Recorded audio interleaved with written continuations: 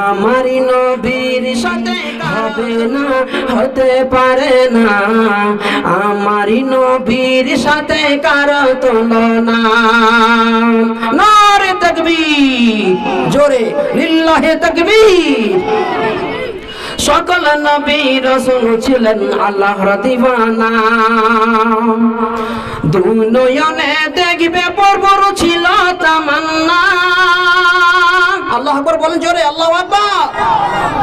সকল নবী রাসূল ছিলেন আল্লাহর দিওয়ানা। দুই নয়নে দেখবে পরপর ছিল তামান্না। মোর নবীকে নিল ডেকে, মোর নবীকে নিল ডেকে দেখবে রব্বানা। হইনি হবে না, হতে পারে না। আমারি নবীর সাথে কারো তুলনা। হইনি হবে না, হতে পারে না। আমারি নবীর সাথে কারো তুলনা। হায়রে তুলনা তো দূরের কথা, হায়রে তুলনা তো দূরের কথা, ছায়া মিলে না। হইনি হবে না, হতে পারে না। আমারি নবীর সাথে কারো তুলনা। হইনি হবে না, হতে পারে না। আমারি নবীর সাথে কারো তুলনা। নবী ইউসুফকে দেখে যারা আঙুল কেটেছে, তারা কি আমারি নবীর চেহারা দেখেছে? জোরে বলুন সুবহানাল্লাহ, জোরে বলুন সুবহানাল্লাহ। ইউসুফ নবী বলে একজন নবী ছিলেন। এত সুন্দর চেহারা ছিল নবীর যে মহিলাগণ ইউসুফকে দেখে পাগল হয়ে গেছিল। ইউসুফের চেহারা দিকে দেখতে দেখতেই তারা নেবু কাটতে কাটতে নিজের আঙুলটা কেটে দিয়েছিল। সুবহানাল্লাহ বলতে পারবেন না? তবে ইউসুফ নবীর কি চেহারা, তার চাইতে আমার নবী, প্রিয় নবী জনাবে মুহাম্মদুর রাসূলুল্লাহ সকলে বলুন সাল্লাল্লাহু আলাইহি ওয়াসাল্লামের চেহারা যদি মানুষ দেখতো তাহলে পাগল পারা হয়ে যেত। সুবহানাল্লাহ বলতে পারবেন না?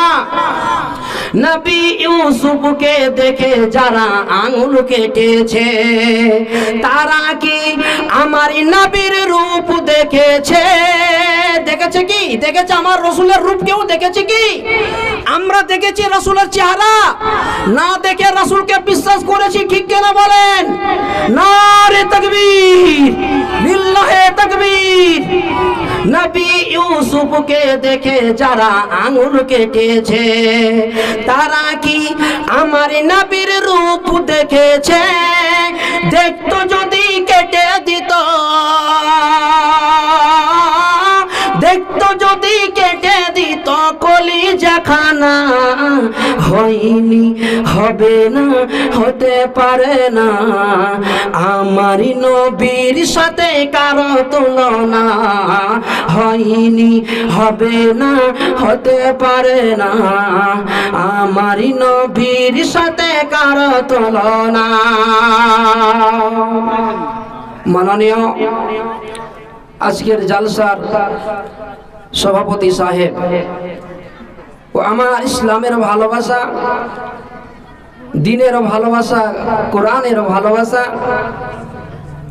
স্টেজে বসে থাকা এবং আমার সামনে বসে থাকা সম্মানিত আমার ভাই বন্ধুগণ এবং প্রজেক্টরের মাধ্যমে দেখনেওয়ালা বা দেখনেওয়ালি আমার মা এবং বোনেরা,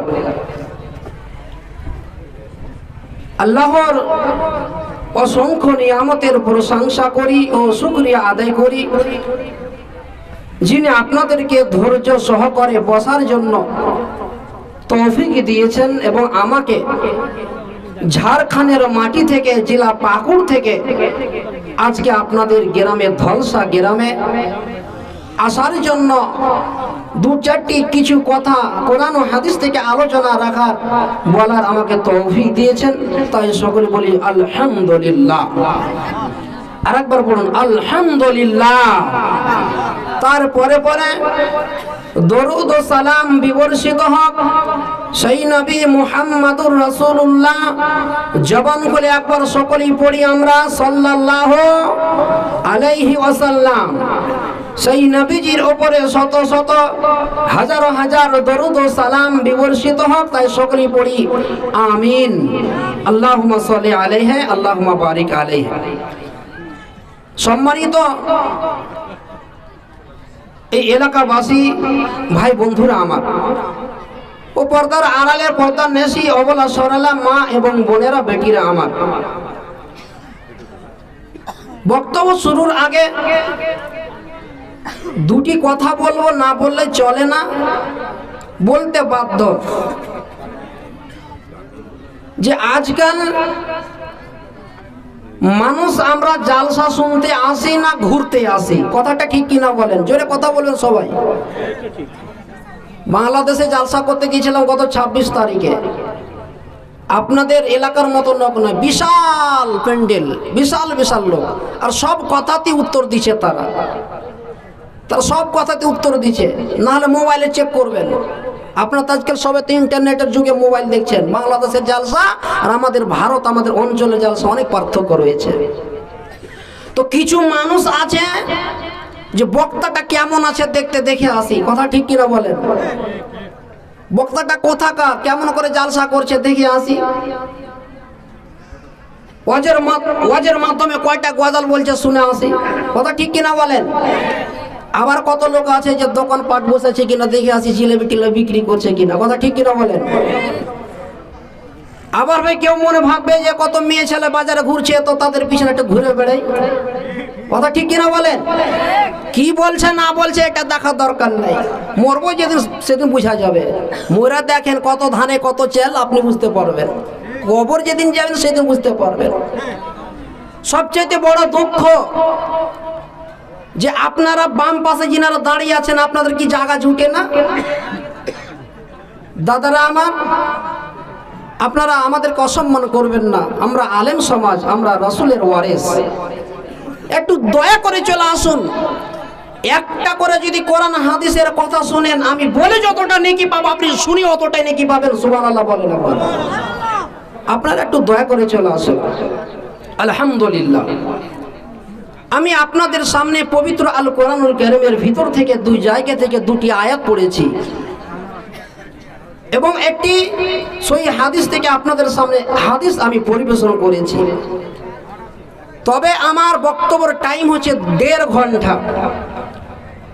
1.5 ঘন্টার মধ্যে মোটামুটি আমার 10 থেকে 15 মিনিট চলে গেল, আর হাতে সময় আছে মোটামুটি 1.5 ঘন্টা মতো।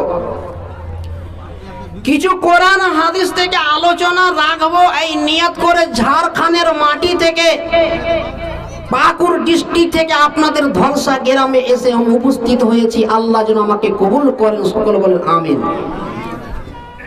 আপনাদেরকেও যেন শোনার পরে পরে আমল করার তৌফিক দান করেন আল্লাহ, সকলে বলেন আমিন। আল্লাহ এই গ্রামের মানুষকে তুমি কবুল করো। আল্লাহ অত্র এলাকা গ্রামবাসীদেরকে ক্ষমা করো। আল্লাহ অত্র গ্রামবাসী বাপজি বন্ধু আমার মা বোনেরাকে সবাইকে কোরআন হাদিস বুঝার তৌফিক দান করো, সকলে বলেন আমিন। শোনার নাম আমল নয় ভাই, মানার নাম হচ্ছে আমল, কথা ঠিক কিনা বলেন? একবার কথা বলবেন। এক কান্দে শুনলাম আর এক কান্দে বের করে দিলাম, শুনে কোনো লাভ দিবে না। শোনা পরে মানতে হবে। এসেছেন কত কষ্ট করে, এখন রাত প্রায় মোটামুটি 10:30 নাকি 11:15। কি দরকার ছিল, কিন্তু উদ্দেশ্য নিয়ে তো এসেছেন। যেখানে কোরআন হাদিসের কথা বলা হয়, আল্লাহর রহমতের ফেরেশতারা কান পেতে শুনে, সুবহানাল্লাহ বলেন, জোরে বলেন সুবহানাল্লাহ। যেখানে কোরআন হাদিসের কথা আলোচনা হয়, সেখান থেকে শয়তান দূরে সরে যায়, সুবহানাল্লাহ বলেন। আল্লাহু আকবার। আল্লাহর রহমতের ফেরেশতারাও কোরআন হাদিসের কথা শুনে আকাশে গিয়ে আল্লাহকে বলবে, আল্লাহ তোমার অমুক বান্দা কোরআন হাদিসের কথা শুনেছে, আল্লাহ তুমি একে মাফ করে দাও। আল্লাহু আকবার বলেন, জোরে জোরে বলেন আল্লাহু আকবার। আপনাদের জন্য আল্লাহর ফেরেশতারা আল্লাহর কাছে সুপারিশ করবে, দরখাস্ত করবে, আল্লাহ এখনই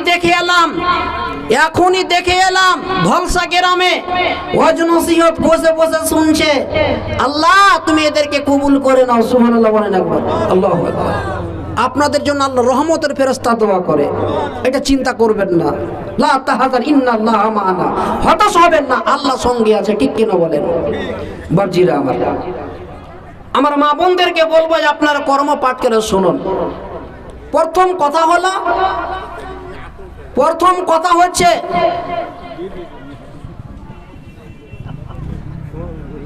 একটা কথা প্রশ্ন করব, আমরা কোন নবীর উম্মত? একবার চিল্লা বলবেন, কোন নবীর উম্মত আমরা? জোরে বলবেন, আমরা কোন নবীর উম্মত? হযরতে মুহাম্মাদুর সকলে বলেন সাল্লাল্লাহু আলাইহি সাল্লাম। এতটি লোকের মধ্যে মনে হয় 2-4-5 জনের মুখ থেকে শুনতে পেলাম যে হযরত মুহাম্মদ সাল্লাল্লাহু আলাইহি সাল্লামের উম্মত, আর বাকিগুলো ছাঁট। এরা জানেই নাই যে আমার নবীকে। আর ফের বলে যে জান্নাতে যাব কিয়ামতের মাঠে। কত পালোহান মরা পরে ফির জান্নাতে যাবো। জান্নাত জেন খালি ধরা আছে আপনার জন্য জান্নাত। আপনি তো রসুলকেই চিনতে পারলেন না, বলতে পারলেন না যে আমরা কোন নবীর উম্মত। আমাদের রসুলকে, আমাদের পয়গম্বরকে, আমাদের নবীকে কার মাধ্যমে দিন পেয়েছি আমরা কেউ জানি না। আর আশা করে থাকি যে মরা পরে আল্লাহ তুমি জান্নাতটা দিও। রসুলকে যদি না চিনতে পারি, রসুলকে যদি না ভালোবাসতে পারি, রসুলের যদি অনুসরণ না করতে পারি, আমরা কি জান্নাতে যেতে পারবো? জোরে বলুন, জান্নাতে যেতে পারবো? রসুল বলছেন কিয়ামতের মাঠে আমার সুপারিশ ছাড়া কোনো মানুষের হিসাব শুরু হবে না। সুবহানাল্লাহ বলেন, আল্লাহু আকবার বলেন। যতই লাট হোক না কেন, যতই হাজি গাজি হোক না কেন, এমনকি কাবা শরীফের ইমামের কথা বলছি, আব্দুর রহমান আস-সুদাইসের কথা, যিনি কাবা শরীফের ইমাম, সেও নফসি নফসি করবে কিয়ামতের মাঠে আল্লাহর সুপারিশ নেওয়ার জন্য। সুবহানাল্লাহ বলেন একবার, আল্লাহু আকবার। কাবা শরীফের ইমামের কথা তো আমি বলে দিলাম। আমাদের আদি পিতা প্রথম যুগের নবী কে? হযরতে আদম আলাইহিস সালাতু ওয়াস সালাম।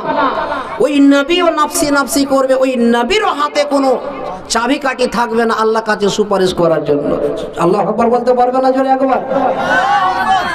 নবী বলছেন কিয়ামতের মাঠে আমি আল্লাহর কাছে দরখাস্ত করব, আল্লাহর কাছে আমি মিনতি জানাবো আমার উম্মতিদের জন্য, যেন আমার উম্মতিরাকে আল্লাহ যেন মাফ করে দিয়ে যেন জান্নাতে প্রবেশ করাই। সুবহানাল্লাহ বলেন একবার জোরে, জোরে বলুন সুবহানাল্লাহ। তাহলে রসুল বলছেন যে আমি আমার উম্মতকে একটাকে রেখো, জান্নাতের বাইরে একটাকে রেখেও আমি নিজে জান্নাতে প্রবেশ করব না। জোরে বলুন সুবহানাল্লাহ। আমি জান্নাতে যাব আমার উম্মতিরাকে নিয়ে। তাহলে আল্লাহ রসুল আপনাদের জন্য আমাদের জন্য কান্না করেছেন, রসুল আমাদেরকে ভুলেনি। 63 বছর জীবনে আল্লাহর নবী দুনিয়াতে জীবন যাপন করেছেন, আর 63 বছরের জীবনে রসুলের চোখের পানি ওঝরে বয়ে গেছেন, চোখের অশ্রু টস টস করে নবীজি আমার চোখের পানি ফেলতে ফেলতে দুনিয়া ছেড়ে চলে গেছেন। কাদের জন্য কান্না করেছেন? আমাদের জন্য। তবে আমরা রাসূলকে চিনার দরকার আছে কি নাই? কথা বলেন, রসুলকে চিনার দরকার আছে না নাই? রসুলটা হলো আপনার প্রমাণ, রসুলটা হচ্ছে আপনার প্রমাণ। একটা উদাহরণ দিই তাহলে বুঝতে পারবেন। যখন আপনি আধার কার্ড বানাতে যাবেন তো আধার কার্ডের সেন্টারে বলবে জন্ম সার্টিফিকেট দাও, বলবে কি বলবে না? কথা বলেন। জন্ম সার্টিফিকেট ছাড়া হবে না। যদি বলি ভাই জন্ম সার্টিফিকেট নেই, জি ভাই আধার কার্ডটা তো করতেই হবে, বলছে কোনো উপায় নেই ভাই, জন্ম সার্টিফিকেট করতেই হবে। বল জন্ম সার্টিফিকেট নেই তো বানাও গা, যাও। তো কি দিয়ে বানাবো? কোনো ডকুমেন্টস নেই, 1000 টাকা লাগবে, আধার কার্ড বানিয়ে দেবো, আধার কার্ড বানিয়ে দেবো, ডুপ্লিকেট জন্ম সার্টিফিকেট বানিয়ে দেবো, তখন বয়স বাড়িয়ে আধার কার্ড করে নিলে। কথা ঠিক কিনা বলেন? তো জন্ম সার্টিফিকেট ছাড়া আপনার কোনো প্রমাণই নাই। ভারতের নাগরিক, আপনার ভারতের নাগরিক যদি না থাকে তাহলে ভারতবর্ষের লোক আপনাকে বুঝবে কি? বুঝবে না, আমাকে তাড়িয়ে দিবে।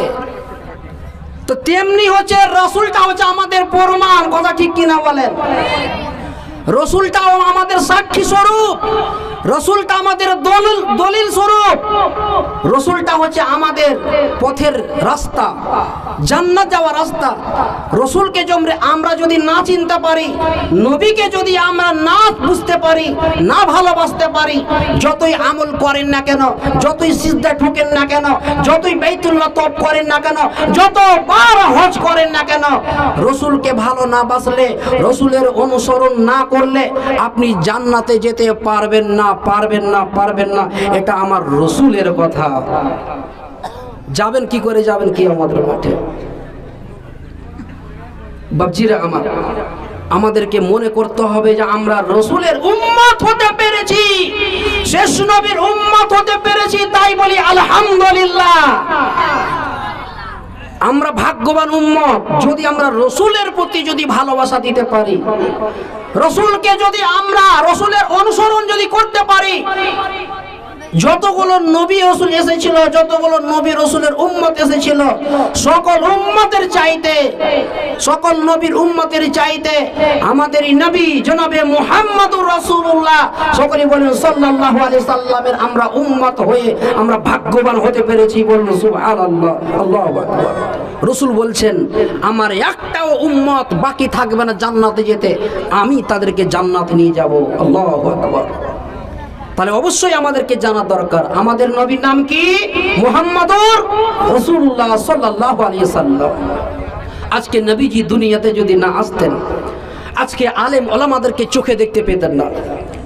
আজকে যেই জালসাটা হচ্ছে, কোরআন হাদিসের আলোচনা হচ্ছে, কোরআন হাদিসের আলোচনা শুনতে পেতেন না, মাথায় টুপি দেখতে পেতেন না, আজকে জুব্বা দেখতে পেতেন না, আজকে পাঞ্জাবি দেখতে পেতেন না, মাদ্রাসা মসজিদ দেখতে পেতেন না, মসজিদে আজান পড়তো না।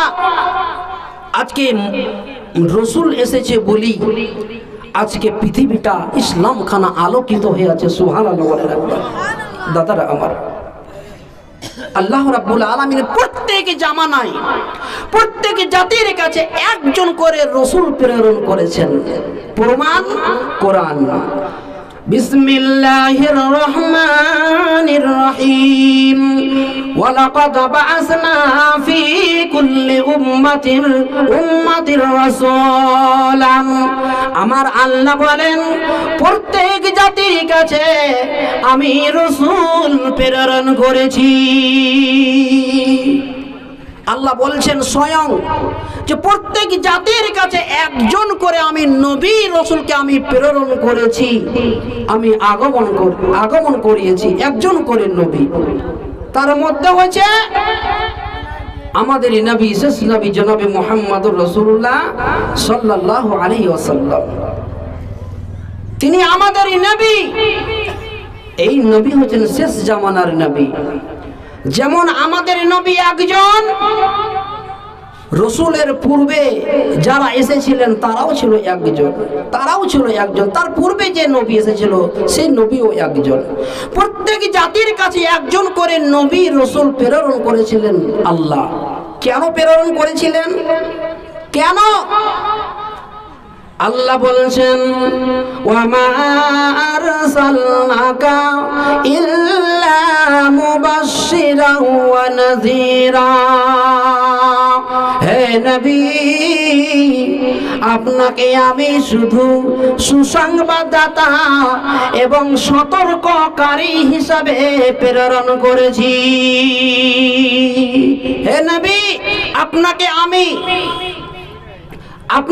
আমি সতর্ক করার জন্য এবং মানুষকে সুসংবাদ দেওয়ার জন্য আমি দুনিয়াতে আপনাকে আমি প্রেরণ করেছি।